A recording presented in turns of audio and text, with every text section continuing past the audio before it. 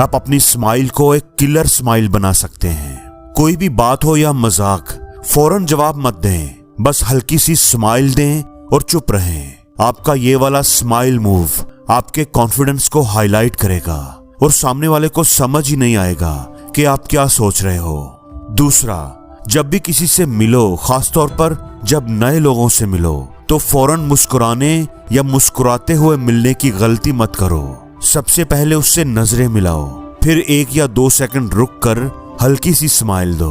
इससे सामने वाले को लगेगा कि आपको उससे मिलकर खुशी हुई है और ये स्माइल सिर्फ उसके लिए ही है। वो आपसे इंप्रेस हुए बिना नहीं रह पाएगा।